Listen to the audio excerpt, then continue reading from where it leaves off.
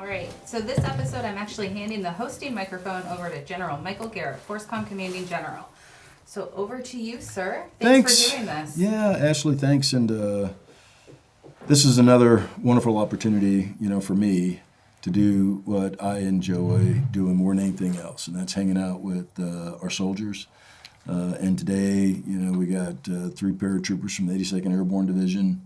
And as you listen to them, you're going to hear we got a lot in common. Everything from, how we grew up to what's important to us. But what I'm really interested in hearing from this group today are their experiences in Afghanistan. They are part of the immediate response force. They deployed, and I know that I'm interested in what they saw, what they did, and the impressions of them. I think I've shared with a lot of you before that all I know is the Army. We were talking a little bit before we got started. I was born in the Army. I was a kid in the Army. My dad served for 35 years. We moved to a lot of different places. And now I've been in the Army in my 37th year of service. As I look back on my entire life, because my entire life has been spent in the service of this country, there's absolutely nothing that I would change. Maybe I would change my grades. If I could go back and if I could change my grades like in college, I'd probably go back and change a couple of those. Same. But in terms of my experiences in the Army, I wouldn't change anything. I wouldn't change the way I grew up, down there. You guys have been down to Lawson Army Airfield, right? The jump towers there at Fort Benning. That housing area right down there? That's where I grew up. That's where I lived there for like 12 years. Lived in 3 different houses in that area. And, that's why every time I go to Benning, it's always a trip down memory lane when I get to drive around there. So we'll start with Specialist Alami, and I'm going to have you kind of tell us who you are and tell us a little bit about yourself and tell us what you do in the Army. I'm Specialist Alami, born and raised in Iraq. Moved to the United States in 2015. My dad was a translator with the United States Army from 2004 all the way to 2011. That was kind of my life, just going with my dad to every military base. And then we moved to the United States, and I'm currently assigned to Bravo Company 1544 1st Brigade out of 82nd Airborne Division. I'm a saw gunner, which a machine gunner with first squad. So. What are your earliest memories, Jay, of being in Iraq and then being with your dad? I got this picture in my head of your father. I've never seen your father, but my guess is he looks a lot like you, maybe a little bit bigger and more smaller, but he looks like you. But then I see you as a little bitty boy. What were those experiences like? Well, first, my dad don't really look like me. He's a little darker than me. Is he? Yeah, which is crazy, but definitely like being in Iraq. It was really good experience and really bad experience at the same time. Because since I was born until I left Iraq, all what I've known is war and all type of bad things in Iraq. But what made it really easy for me to be in Iraq is going with my dad to work with him every day. He used to take me with him every day to be there and kind of be in a safe environment, because when you're inside base, you're basically safe. And that's why he was taking me with him every day, because I was a little scared kid just living in Iraq. What about brothers and sisters? I have 2 sisters. One of them is, the youngest one is 11 and the oldest one is 18. And I have a brother who's oldest than me. He's a dentist. He's 29 years old. He still lives in Iraq. He still lives in Iraq? He still lives in Iraq. Wow. And I'm engaged right now, and my fiance still lives in Iraq. Oh, wow. Wow. We're going to come back to that. Sorry. Gunner, Sir, I'm Sergeant Parsons. I was born in Joint Base Andrews. I've kind of moved around a lot since then. I joined the Army in 2016. I've been in Italy, and now I'm here in Bravo Company 2501. I'm a team leader. Nice. And your dad served in. Yeah. Same kind of experience? What do you mean, sir? I'm talking about, I mean, was your dad as mean as mine? Oh, probably. Yeah, tell me about it. Tell me about your family. So my sister's in the Army, my brother's in the Army, my little sister's in college right now, and my dad just got out of the Marine Corps earlier this year. The Marine Corps. Yeah. Nice. What did he think about you coming in? Well, you and your sister in the Army. What does he think about that? So my dad actually told all three of us to join the Army. He said there was way more opportunities for us to go out and be better than he was. And I personally think that he told the Marine Corps recruiters not to talk to me because none of them would. Every time I went, the door was closed. Yeah, yeah. You know, it's interesting. You know, do you ever wonder why the military seems to be a family business? I mean, did you ever, you know, growing up, did you want to be, what did you want to be? What did you want to do? Honestly, sir, whenever, like, you know, as a kid, like, you grow up, you see your dad's a Marine every day, you're like, oh, that's what I'm going to do when I grow up for sure. But then you kind of get to, like, you're about to graduate high school and everybody's talking about other jobs, but everybody I grew up around, also military kids, so they're all like, I went and talked to a recruiter today, somebody else went and talked to a recruiter today, so you're like, this is the only thing that exists, there's no other jobs out there, this is exactly what I want to do, I guess, so here we are. Yeah, yeah, and we'll come back to that too, because you know, it is not uncommon. You know, my sister was in the Army. I'm in the Army. And I asked my wife about it. I said, you know, is that odd? She goes, no. She goes, if your dad was a dentist, you'd probably be a dentist. If he was a lawyer, you'd probably be a lawyer. You know, so maybe it's not that far. But what about you? Tell us about yourself. Yes, sir. I grew up right outside of Nashville, Tennessee. Who are you? I'm Captain Cody Chelman. Yeah, I'm Cody. the Brigade Public Affairs Officer for 1st Brigade, 82nd Airborne. I've been in the Army going on 15 and a half years. Originally enlisted in 2006 in the Tennessee Army National Guard. And then when I made the decision to go to school, that's when both of my parents decided to retire. They didn't have to pay for me to go to college. So, you know, like you and like Sergeant Parsons, it's growing up and watching them and being around the soldiers they worked for. You know, they were the people that I looked up to, and, you know, looking at my mom and my dad and some of the people that are still serving there within Tennessee. I want to be like them, and that was my ultimate motivation of initially joining, was seeing how they were and wanting to be like that. Yeah. You know, for me, it's, you know, it's an environment that, you know, I'm very, very comfortable. I'm very comfortable in this environment. I mean, it's what we grew up with. It's kind of what we know.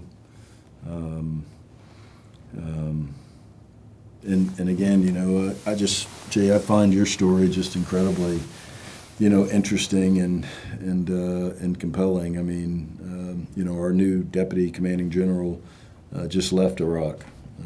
You know, he was the 3-star commander over there, and you know, to think about, you know, again, I get this picture in my head. You know, your dad. You know, I knew many, you know, of our Iraqi partners over there, and really, really brave, really brave, you know, people, and really important people. I remember my interpreter, Ben was his name.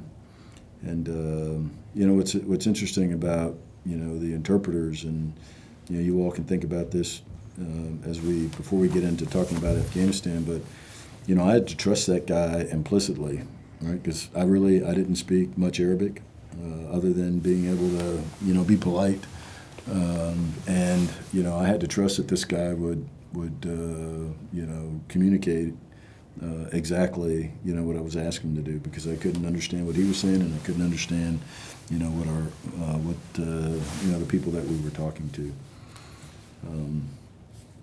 You know, one of the things that I wanted to talk or listen to you guys talk about today is, is service. And, you know, how do you feel about it? Again, everybody here has some tie to the Army. Gunnar, when you think about, you know, service, you know, what does that mean to you? Well, service to me, sir, is just, you know, you grew up and you watch your dad and you listen to your sister and all they talk about is being in the military and how they get to help people, and you just think they're like, man, like I also want to go out and help people, and knowing that I joined an organization that just solely does that, that's all it means. So how long have you been in the Army now? About 5.5. About 5.5 years? So you're going to be a staff sergeant here soon, aren't you? I hope so. Yeah. So in the 5.5 years, you know, that you have been in the Army, and then staying on this topic of service, you know, what stands out in your mind in terms of some of the things that you've done, you know, that kind of define service for you? I don't want to give you a cliche answer, but I mean, going to Afghanistan was a big one. Yeah, I think so too. You know, everybody joins the Army and, you know, they're like, oh yeah, I'm going now, I want to go to Afghanistan. So that was a big one. And just getting able to meet new people all the time and interact with different people and going out and just being in the field and just being dirty and cold and hot whenever it's hot. Yeah. What about you?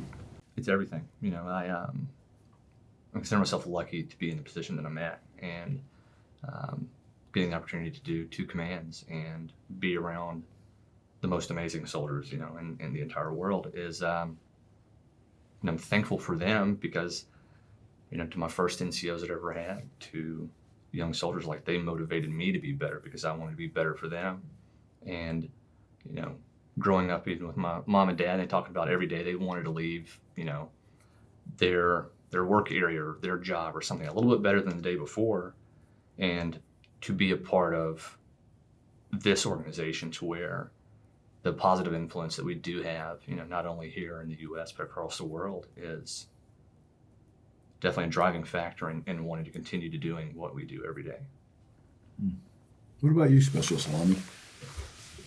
Well, I got asked the same question by General McConneville, and my answer was, service means to me, it's all about sacrifice, honor, family, and duty.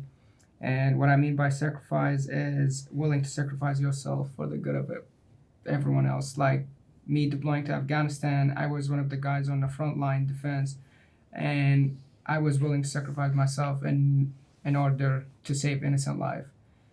And it's definitely honor. Like I'm honoring myself, honoring my family. Like seeing my dad talking about me and how proud he was, that made me really happy, and I made probably one of my best decisions joining the Army. Yeah. It's like that was a big decision. Yeah, I don't know about you guys. I mean, you know, military parents. One, it can be a tough life growing up. You know, moving around. Although, you know, when I was growing up, we didn't move like we move today. I mean, we actually, I think we stayed at Fort Benning for like 10 or 11 years. And what my dad did, he went to Vietnam a couple times. And, you know, it was interesting back then. The only time we lived off post in that 10, 11 years, the only time we lived off post is when my dad deployed. That was the only time we moved off post. We lived off post twice, and it was when, you know, my dad was in Vietnam. But, you know, like you, Special Salami, I mean, as a son of a, you know, Command Sergeant Major, you know, I've spent my whole life trying to, I think like most sons, you know, trying to please your dad. And, you know, I mean, I think my father was proud of me, you know, growing up. I mean, he was certainly, you know, I say very hard on me. He just had high expectations, you know, for me. And he actually saw more in me than, you know, I saw in myself. And I know that, you know, right now he's just incredibly, I think some days he's more surprised, you know, than you know, amazed that, you know, his son is where he is. What about your parents? How did How do they feel about you all? Captain Chelman, how do your parents feel about you being in the Army? You know, it was something they never really pushed Army service onto me. It was, you know, they will support you in whatever career decision you make. And looking from the time that I initially enlisted and going through MEPS and to where I am now, my family was just up here visiting, and me and my dad were walking to the PX, and somebody saluted me after work, and he just started laughing, and he goes, I could never imagine this ever happening. He's like, it's going through that initial enlistment to where you are now. He just said it's wild just to see the growth over the last few years, and I love when they're here, so he gets to see that. And, we're competitive, and I like to say that I've done more stuff than he did, even though I've been in half the time that he did. So it's a good competitive family. Yeah, it's pretty neat. What about you, Sergeant Parsons? Your parents, what do they? So how do they feel about what you're doing? I think my dad's proud of me because my dad was a mortarman. I joined to be an infantryman, and he went to jump school. It was really cool for me whenever I went to jump school, and I was like, okay, I got to do another thing that he did. But, he tells me he's proud of me every day. He's cool because he gives me pointers, a lot of mentorship and everything. But like you said, though, I definitely feel like there's some days where he sees way more in me than I see in myself. Yeah. It's interesting, the conversations that you're having with your dad. How does that help you? Because one of the, and I'll just give you a little bit more background. One of the, as I move around the Army, and as we try to focus more on people. What we really want to do is we want to connect our soldiers with their leaders, and it's really you are the Sergeant Parsons, infantry team leader is that first level of supervision and oversight of our soldiers, and it is so important. To our Army and the health of our Army. If the members of your team, look up to Sergeant Parsons and go, that's somebody that I trust, that's somebody that leads me by example, that's somebody that I know truly cares about me. What have you learned in the job, and how has your dad helped you with some of those things? And I'd be interested, what kind of questions, what have you gone back to your dad and say, hey, Dad, what do you think about this? Oh, sir, I go back and ask my dad questions every single day.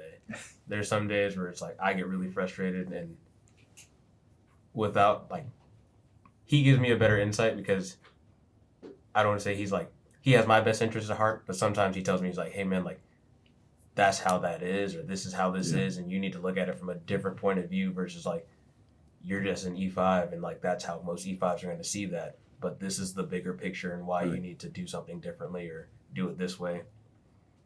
And he's also mentored me a lot, and especially being out in Italy, I was brand new, and life was seemingly really hard.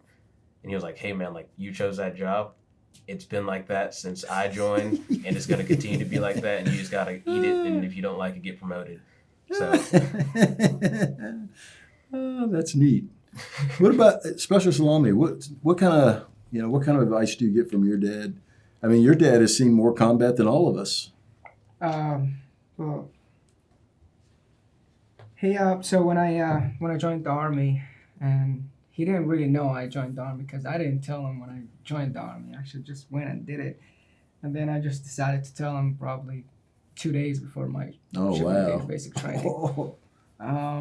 My mom didn't really accept it because it was kind of new, but my dad was he was fine with it, and he prepared me mentally. He was talking to me and explained how basic training is gonna go. And I remember when I graduated AIT, I called him and I was like, hey, I'm going to Airborne school, and after Airborne school, I'll go to my unit. And I heard it'd be a lot easier. He was like, no, it's not gonna be a lot easier. It's gonna be this and this and this. Just keep your head in the game, do what you're supposed to do, and you'll be fine. And when I deployed to Afghanistan, when I was about to deploy to Afghanistan, he did the same thing. He called me and he talked to me and told me how it's gonna go. And he keep calling me every time something happened or something happened in my unit. He calls me and talk to me and kind of help me with it. Who else do you all, so having somebody that you can talk to, and having somebody that you can share, your frustrations and your concerns with is important, right?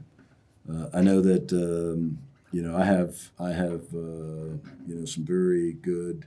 I mean, the other 4-star generals in the Army are people that I've known my whole career, and I have very, very, very a very close relationship with many of them. And if I ever get frustrated about something, I can talk to them. I think my biggest, the person who listens to me the most, and quite honestly, the person that I listen to the most is probably my wife, though. My wife's got a lot of experience too. It's amazing. My wife knows everything. But who All do you? women do. Yeah, there we go. But who do you guys kind of rely on? So when you get frustrated, or and like you said, there are times where Dad's a good person to talk to, but when Dad's not the right person to talk to, who do you rely on? Who do you talk to? Me personally, I'm divorced, so I don't really have a wife to talk to at the moment. So the only person that I would talk to right now, if it's not my dad, I would talk to my squad leader. He's an amazing guy. He helped me a lot, and he's been there like every time I need something, especially with my situation with my citizenship. He's been there for me. Yeah. So that's the person that I keep talk to if I need anything. Your squad leader. My squad leader. Yeah, that's pretty good. What about you, Gunnar? I just talk to the other team leaders there. So, I mean, after PT, we'll sit in the car and we'll have a conversation for like an hour, and then we'll go shower. After work, we'll sit and we'll talk. But it's nice to have him to soundboard ideas off of, just to vent in the car, because like there's some things that you just can't tell somebody else to. They're just not gonna understand, or just not give you the reaction you want to just have. Yeah. What about you, Captain Gentleman? So when it comes to my day-to-day job of doing public affairs and being so new into this career field, my peer group that's here at Fort Bragg, that have been doing this job for several years, more than I have, do my frustrations and trying to gain as much knowledge as I can from them. And outside of their career field, previous boss, Lieutenant Colonel Boatwright, made a big impact on my life, and he's usually my go-to if family doesn't cut it. Call my old boss and just ask him what he would do, and I really do appreciate that. Yeah, I mean, like I said, all of us, myself included, we all have to have somebody that we can, that we can confide in, and help us when we need somebody to talk to. You guys talked a little bit about your Afghanistan trip. What were some of the just share with me a little bit about your experience as part of that NEO mission, and I'll tell you from the FORSCOM perspective, what this headquarters does for our Army is generate readiness, and really what that means is we generate units just like the 82nd Airborne Division, the brigade that was on the immediate response force, and able to deploy that unit anywhere in the world in a certain amount of time, and what I tell people, and I've been doing this, like I said, for 37 years, you cannot fake that kind of readiness, right? I mean, you either have it or you don't. But when I think about, when I look at you all, you're all very young, and you had your first, combat experience. What was it like for you? Well, this is basically not my first combat experience. I've had one before when I did my mandatory service with Iraqi Army, but it was first experience to be outside of Iraq. Yeah. It was really good experience and a really sad experience at the same time. We landed. I was like one of the soldiers still ended up in Echkaya. So our first day was like probably one of the worst days there because we were just us and we were dealing with a lot. But I had a little language knowledge, so I used it, talk to civilians. Yeah. Then after that, we kind of moved on the mission and it started like becoming a little easy. We got used to it. But I was really proud to be there and be able to be one of the people that helped save a lot of innocent lives. And I would never forget my time in Afghanistan. It was. What was I mean, so I'm a paratrooper. I spent most of my time in airborne units, and I know the feelings that I've had sitting in that airplane. And it didn't matter if I was jumping out of the airplane or air landing and walking off the ramp.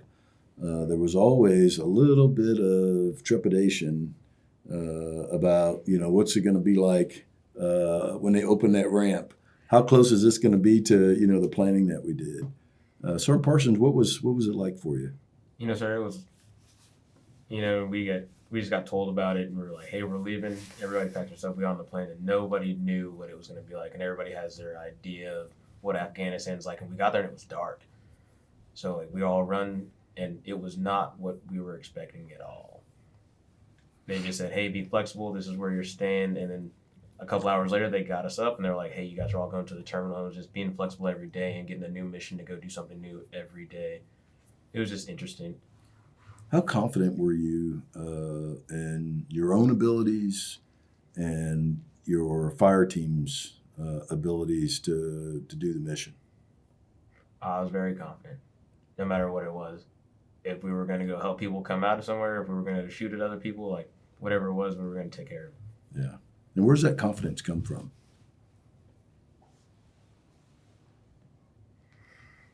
Lots of training? Lots Preparation? of training, for sure.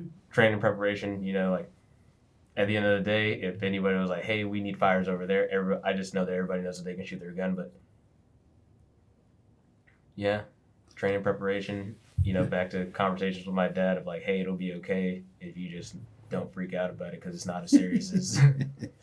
Yeah. Captain Shellman, what about you? I think I have a little bit of a different take. This is my first airborne experience is being in this unit.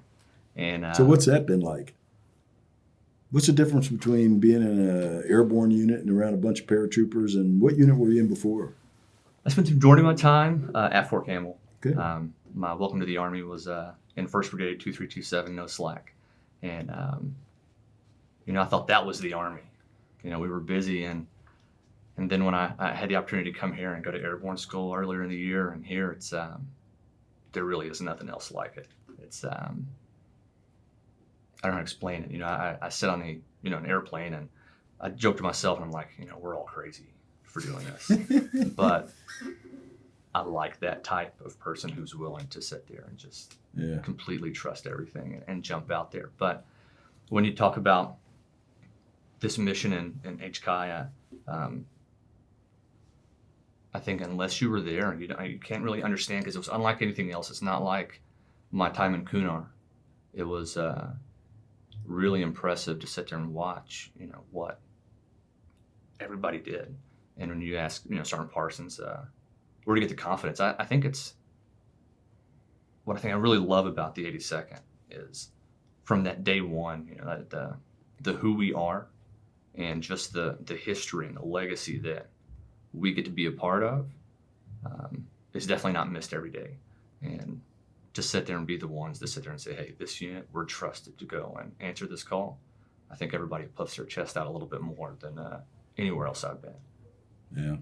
It's, and we're at an interesting time in the Army for a whole bunch of reasons. But, readiness is what we do, right? And your comment about, your time with paratroopers, what I tell people, I got a lot of jumps. 20 plus years, I think, on jump status. And you know what? I don't particularly care for jumping. But you know what I love? I love paratroopers. You know, I love being around people, you know, that like to jump out of airplanes and to do those things. You know, I don't know, you know, I don't know what other people think, but you know, I don't skydive. I don't, you know, and I would never do anything like that. But I tell you what, I have, like I said, I've spent lots of years in airborne units, and you know, you can ask my wife, you can even ask my dad. You know, I was one of those guys, you know, growing up, 4th of July at Fort Benning, one of those 250-foot towers they would use for the one closest to, you know, kind of the gas station up there. That thing's got these seats on it, right? And every 4th of July, you know, it was almost like a ride. And, you know, my sisters, they all did it, but you know what? I didn't. I was a scaredy cat. I wouldn't do it. And so there is something about, you know, you know, the people that, you know, are around you. But, you know, we always talk about, you know, being ready and what it means to be ready. You know, I know General Garrett's got, you know, I got my view of what being ready is. But Special Salami, what does being ready mean to you and the job that you have now? It means have the ability to deploy and be anywhere in the world within 18 hours. That's what the 82nd for, and we're trained for it. That's what happened with the Afghanistan deployment. We got the call, we were on a plane within 18 hours.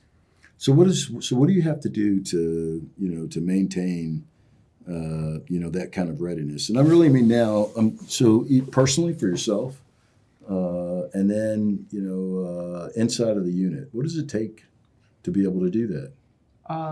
Basically for myself is just be ready, mentally, physically ready. Prepare myself, have everything ready.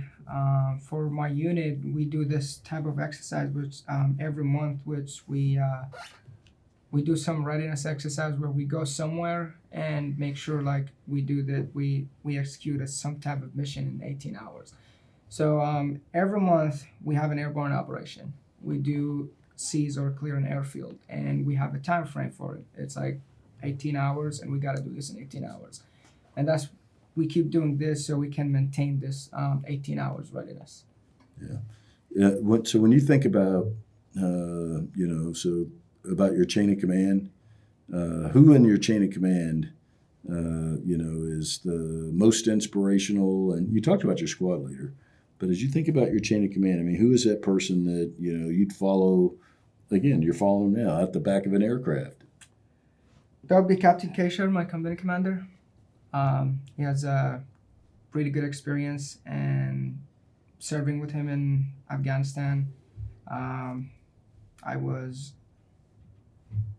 you can say, really confident, not worried about something might happen, because he was there, he was maintaining the situation, and he was always there. He was in the front line, which he didn't really need to be in the front line. At the end of the day, he's a company commander, but he was there to make sure that we know what we're doing and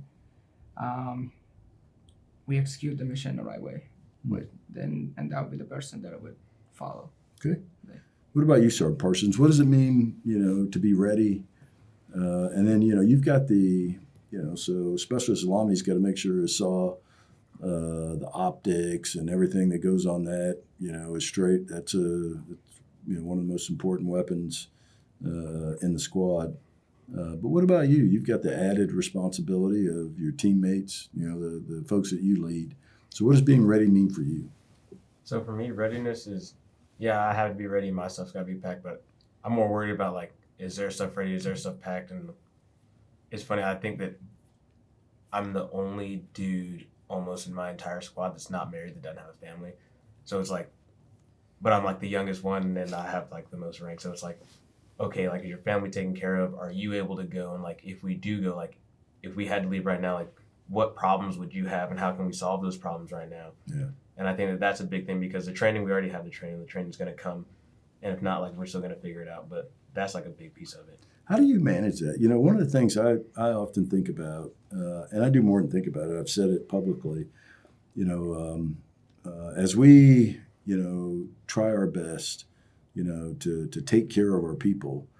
I really do. I think about our team leaders out there, and I think about, people just like you, Sergeant Parsons, that aren't married, are young. You are more experienced, than the person that I generally think about. But how is it leading and caring for families, when you don't have one?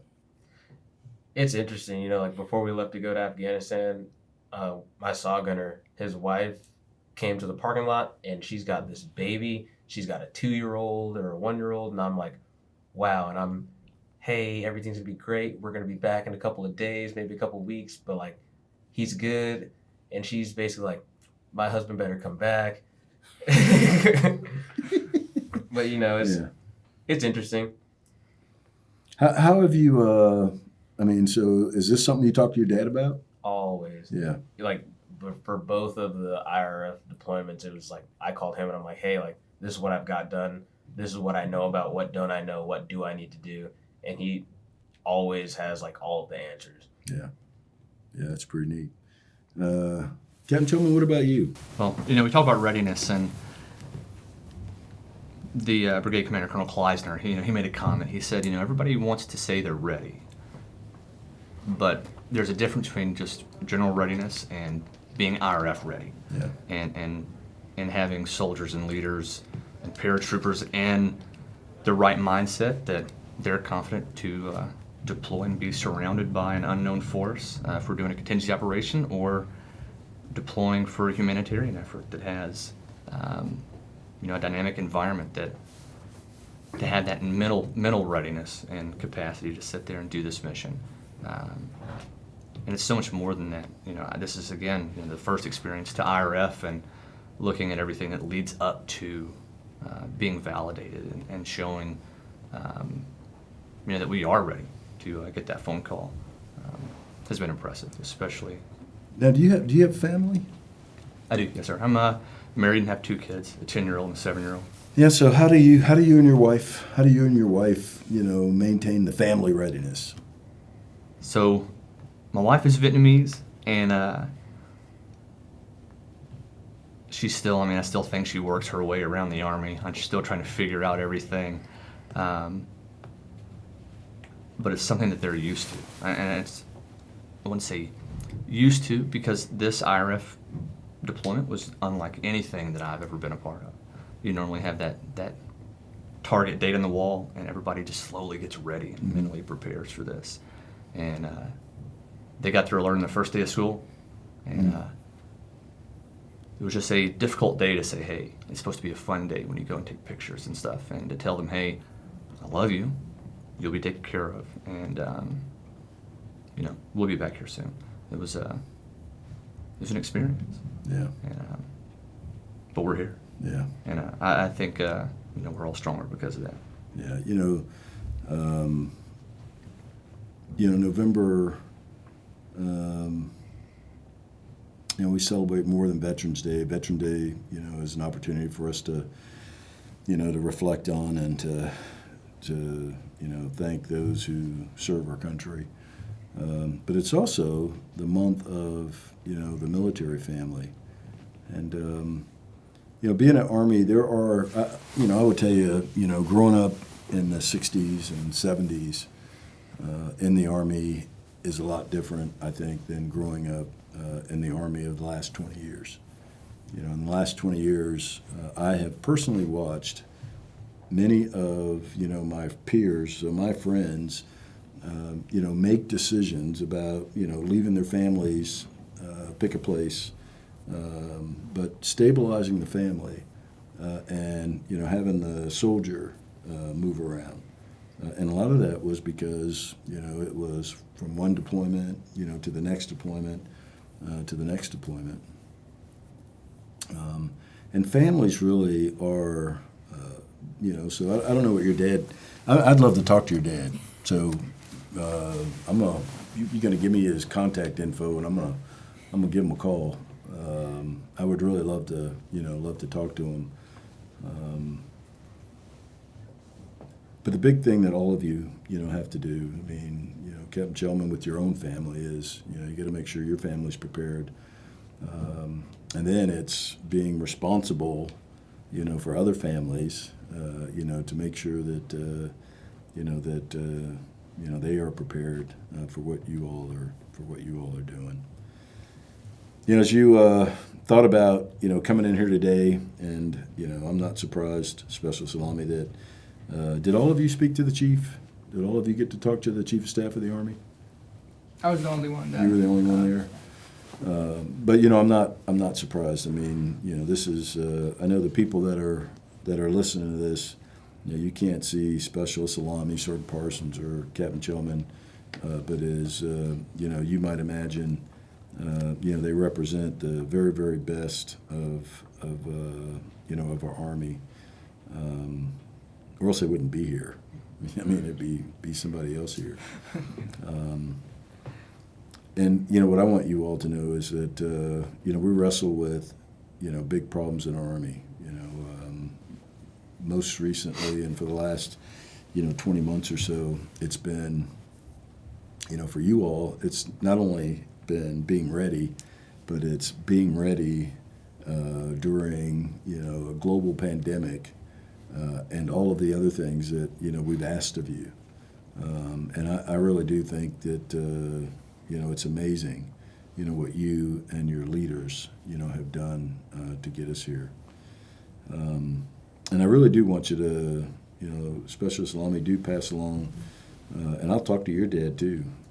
I bet you he's got some. Does he come and visit? Not really. No, we should get him down here to visit. What about yours? Have your parents been down to visit? Oh, they have come a few times, sir. Mainly to pick up my cars whenever we leave. Whenever you leave? Yeah. You guys don't put them in they don't have a big lot for you to store them in anymore? I think that they do, but we don't. You don't want to do that with your car? I'm not sure the process or how it happens. It's just normally whenever we leave, we just leave them at the company and we leave. Yeah.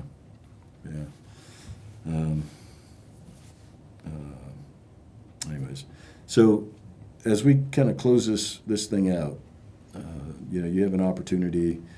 I don't know how many people are going to listen to this. It may just be, my wife and my son will listen to it. I got a boy who's out of 2nd Ranger Battalion, he's a lieutenant out there. He likes listening to this stuff. My daughter will probably listen to it too. So that's 2 people for me. I don't know about you guys. We got to get Ashley. We got to get our listenership up. Working on it, sir. Yeah. But as you all think about the preparation you did for this thing today, what was it that you wanted to make sure that you got to say? Well, me personally, I said the same thing to Task and Burbus when I talked to them. I just want people to read the story of what we did in Afghanistan and how things happened, because I know not a lot of people read military stories, so they don't know what their military can do or what their army is doing for them. So that's one of the things that I really want people to focus on, to try and see and watch what their military is doing for them. And the other thing is just thank you for this opportunity. Yeah, well, thank you for hanging out with us. Sergeant Parsons? Sir, definitely, like Special Salami said, thanking you for the opportunity to come over and talk to you, but I was more worried about saying the wrong thing, which is what I really wanted to get out, so. That's good. That's good. I mean, I tell you, in this day and age, and especially in the positions that you're in, it is important to be mindful of what you say, and it's important to be mindful of your audience. And I'm amazed that a young sergeant team leader is astute enough and mature enough to be thinking about that. Again, I can't wait to meet all of I can't wait to meet your parents, or actually, your wife now, and the 2 kids. One of the things that I do. So last week I had he may be in your unit. I had Specialist Coke and his wife over for dinner, and I had a captain and a lieutenant and another captain, so 3 couples. And they're all, 2 of them were kids of people that I know. And there's lots of kids on this base that whose parents I know very, very well, and I try to get them over to the house so I can spend some time with them, and I'll try and do the same thing with you all. Like I said, I really would be interested in meeting your dad, Gunner. What about you, Captain Chelman? As you thought about this thing, what'd you want to make sure you got to say?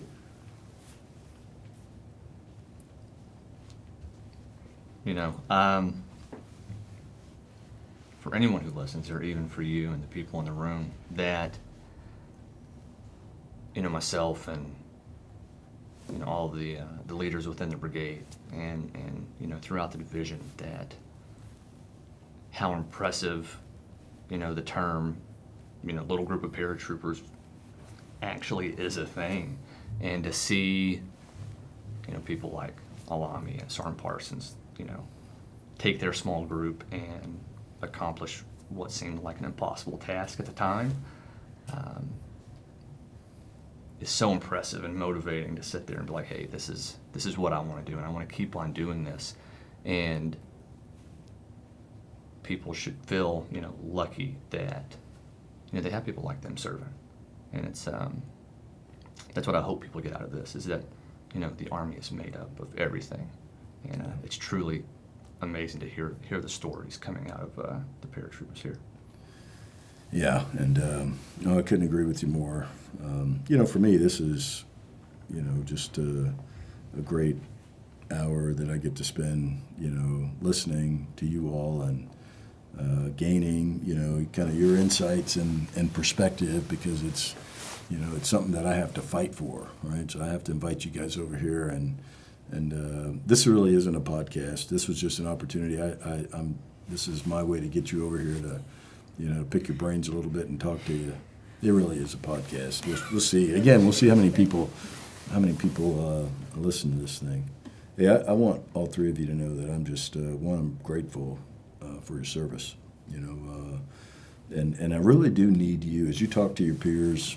I really do need you to remind them that, we are part of, the American public and population.